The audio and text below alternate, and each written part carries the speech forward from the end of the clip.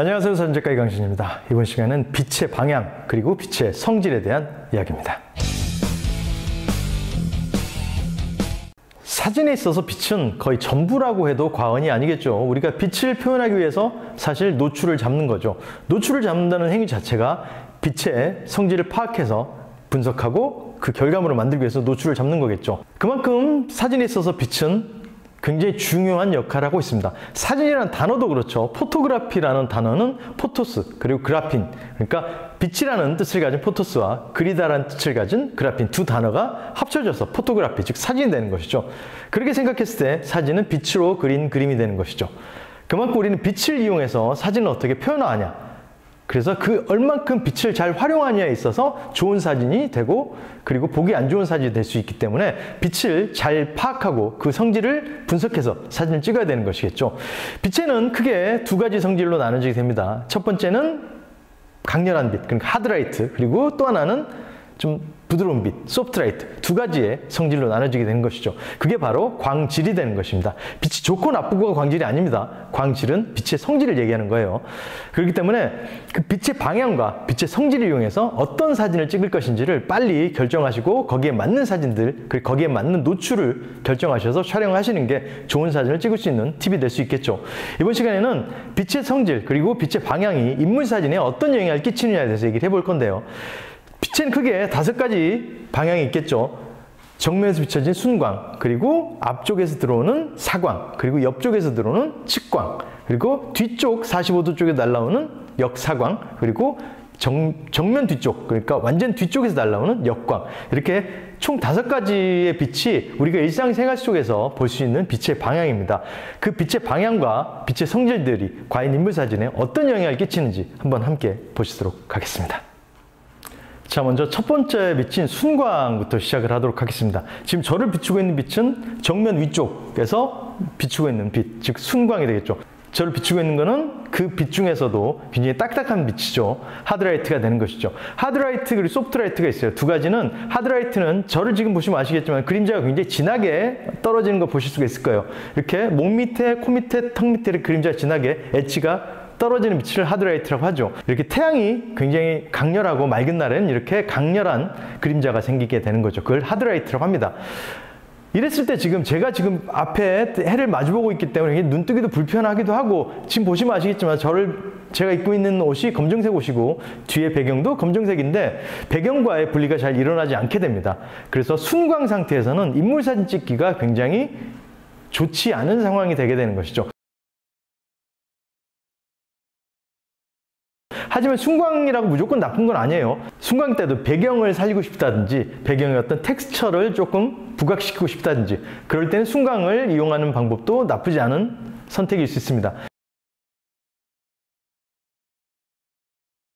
하지만 인물 사진만 찍겠다고 했을 때는 순광은 그렇게 좋은 빛은 아니라는 것을 명심해 두셨으면 좋겠어요. 일단 피사체, 그러니까 모델이 카메라를 바라보기 굉장히 힘든 상황이죠. 그리고 지금 보시면 아시겠지만 그림자가 이제 진하게 떨어지죠. 그래서 피사체가 예쁘게 나오지는 않습니다. 특히나 이렇게 하드한 라이트, 그러니까 그림자가 진하게 질 땐 말이죠. 그럼 이 그림자를 좀 부드러운 빛, 구름 낀 날로 바꿔보면 어떻게 될까요? 한번 보실까요?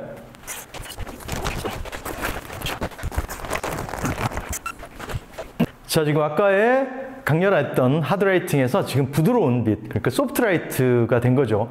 지금 구름이 낀 날은 이 강렬한 태양의 광원 위에 이렇게 한 겹 구름이 갈려져서 광원의 면적이 넓어지게 됩니다. 그렇게 되면 아까 비교했을 때 지금 저는 굉장히 조금 소프트한 느낌을 받으실 수가 있을 거예요. 그림자도 되게 연해지는 것을 보실 수가 있을 겁니다. 이런 식으로 순광이라 할지라도 하드라이트냐 소프트라이트냐에 따라서 느낌이 굉장히 달라지게 되는 것이죠. 하지만 변하지 않는 것은 소프트라이트, 그러니까 구름 낀 날이라 할지라도 순광, 앞에서 오는 빛은 인물 사진 찍기에 그렇게 적합하지는 않다는 것을 생각해 주시면 좋을 것 같아요. 자, 그럼 다음번에 사광으로 가도록 하겠습니다. 자, 이번 빛은 사광입니다. 지금 보시면 아시겠지만은 앞쪽 45도에서 제 얼굴을 비추고 있습니다. 이쪽은 좀 어둡고 이쪽이 조금 밝은 걸 보실 수가 있을 거예요. 지금 역시 아까와 마찬가지로 소프트한 빛으로 저를 비추고 있어요. 구름 낀 날이라고 생각하시면 되겠죠. 이렇게 빛이 들어오기 때문에 제가 카메라를 보고 있는 상황에서도 눈이 부시지가 않고 또 배경과 조금 분리된 느낌을 받으실 수가 있을 거예요. 그래서 사광은 인물 사진을 찍을 때 조금은 더 순광보다 유리한 빛이라고 할 수 있겠죠. 그리고 사광 같은 경우에는 아까 순광과 다르게 순광은 11시에서 오후 한 2, 3시 정도까지로 봤을 때 사광은 해가 좀 기울어지기 시작한 시점, 그러니까 오후 3시, 4시 이후에 조금 더 그림자가 길어진 시점에서 사광을 만날 수가 있게 되겠죠.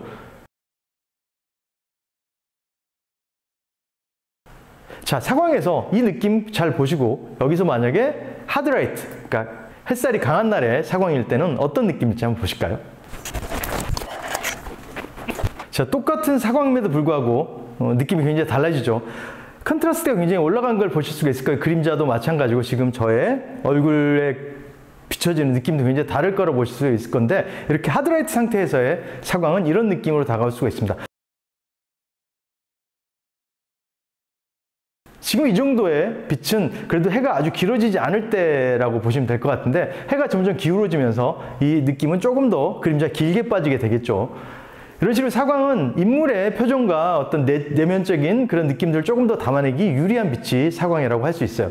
사광을 잘 이용한다면 인물 사진을 조금 더 부드럽고 예쁘게 찍을 수가 있겠죠. 이 상황에서 만약에 이쪽이 어둡다 그랬으니 이쪽에 반사판을 살짝 대주시는 것도 하나의 팁이 될 수 있겠죠. 자, 그러면은 다음 역사광으로 넘어가도록 하겠습니다. 자, 지금 역사광으로 세팅을 했습니다. 역사광 같은 경우는 이렇게 인물의 뒤쪽 45도에서 이렇게 뒤통수 쪽으로 빛이 떨어지면서 이렇게 헤어라이트 그리고 어깨선들이 부각되는 그런 사진을 찍으실 수 있게 되는 거죠. 그래서 어떤 빛의 방향보다 가장 인물의 입체감을 줄 수 있는 빛이기도 합니다. 이 상황에서 사실 반사판 하나 그리고 필라이트 정도로 프레쉬를 하나 써주신다면 가장 완벽한 인물 사진에 적합한 빛이라고 할 수 있겠죠. 이 상태에서 만약 반사판이 앞쪽에서 하나 들어간다. 그럼 어떤 느낌일까요? 이런 느낌으로 얼굴이 달라지게 되는 것이죠. 차이가 확 나는 걸 보실 수가 있을 거예요.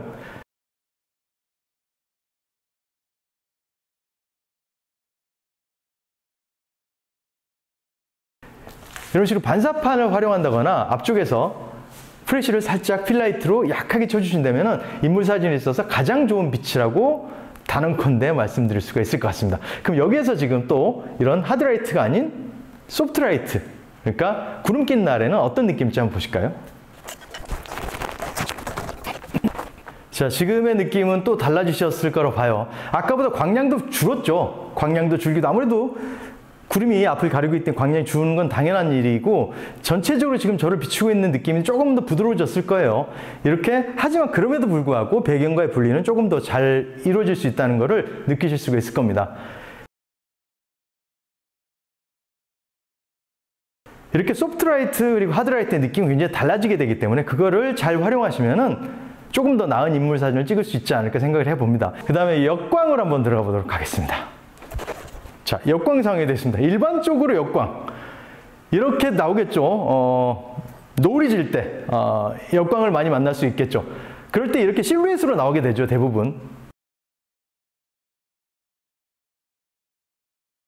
뭐 제 머리들이 이렇게 있으니까 제가 무슨 성자가 된 것 같은 느낌도 드는데 제 얼굴이 잘 안 보이실 거예요.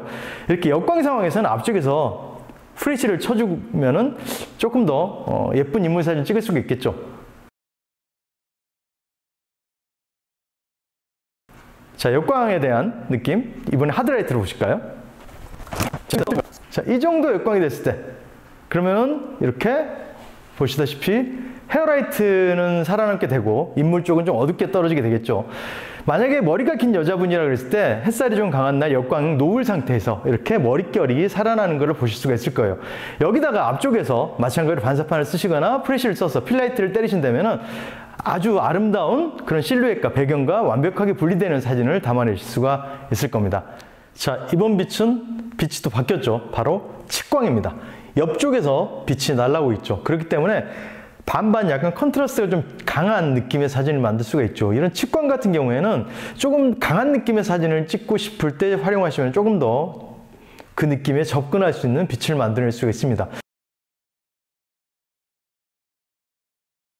그래서 이런 측광을 사용하실 때는 스팟 측광으로 이 밝은 쪽에 노출을 잡아주신다면 조금 더 그 사진을 내가 원하는 대로 쉽게 접근하실 수가 있을 거라고 생각을 해요. 하지만 측광을 사용하실 때 여성 남성분들을 측광으로 이렇게 강렬한 대비로 촬영하신다면 여성미는 조금 떨어지게 되겠죠. 좀 강인한 느낌을 줄 수 있는 빛이 측광이 되는 것이죠. 그래서 사진을 찍을 때 있어서 좀 자극적인 느낌을 원한다거나 좀 강렬한 느낌을 원할 때 측광을 사용해 주시는 게 좋습니다. 그렇다고 해서 측광으로 무조건 강한 느낌만을 뽑아낼 수 있는 건 아니죠. 뭐든지 극복해 나가는 재미가 있는 거죠. 마찬가지로 측광 역시 여기서 반대쪽에 반사판을 대주신다거나 그렇게 응용을 했을 때는 또 나름대로 부드러운 느낌을 연출할 수가 있죠. 반사판 한번 대볼까요? 자, 이쪽에 반사판을 제가 대면은 이런 식으로 굉장히 느낌이 부드러워지게 되죠. 지금 이게 은색 반사판을 댔는데 화이트로 한번 대볼까요? 화이트로 대면은 이런 느낌을 연출할 수 있게 되는 것이죠.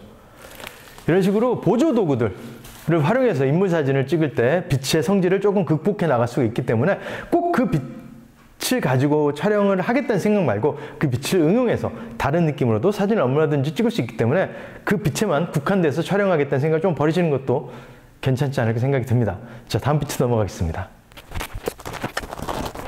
자, 빛이 또 바뀌었죠. 이번에는 아까 하드라이트로 비쳤던 측광에서 이번엔 좀 부드러운 빛, 소프트라이트로 저를 비추고 있습니다.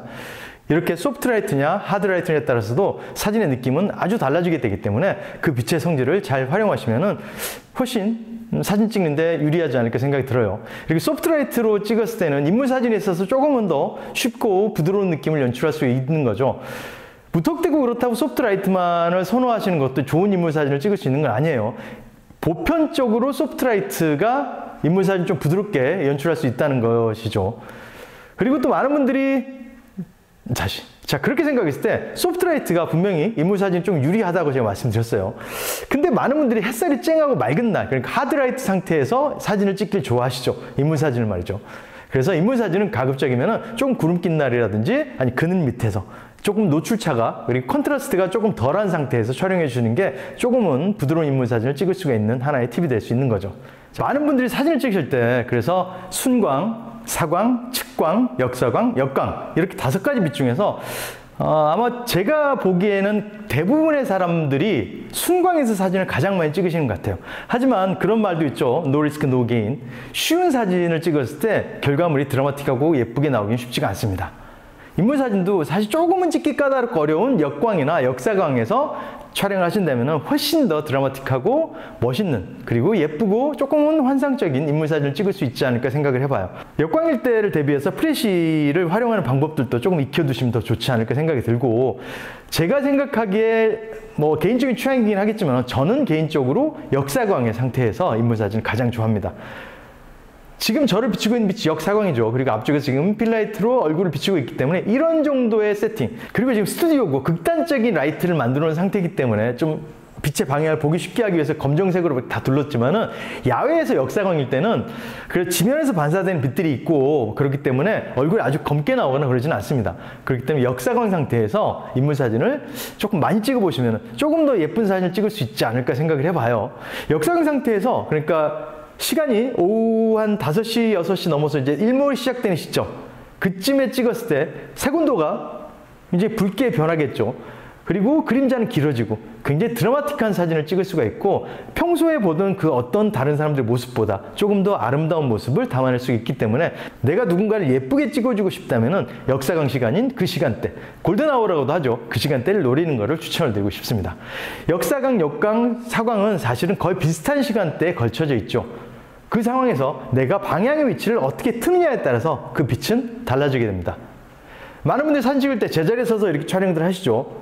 그러지 마시고 사진 찍을 때 찍는 포인트 위치에 따라서 빛의 방향은 달라지기 때문에 그것만 조금 주의하셔도 사진의 결과물이 월등하게 좋아질 거라고 생각을 해요. 인물사진 그렇게 어렵지 않습니다. 빛만 잘 이용하셔도 여러분의 인물사진은 한껏 올라가실 거라고 제가 장담할 수 있습니다. 빛을 잘 활용하셔서 좋은 사진들 많이 찍으시길 바라겠고요. 전 다음 시간에 조금 더 나은 컨텐츠로 돌아오도록 하겠습니다. 구독과 좋아요 아시죠?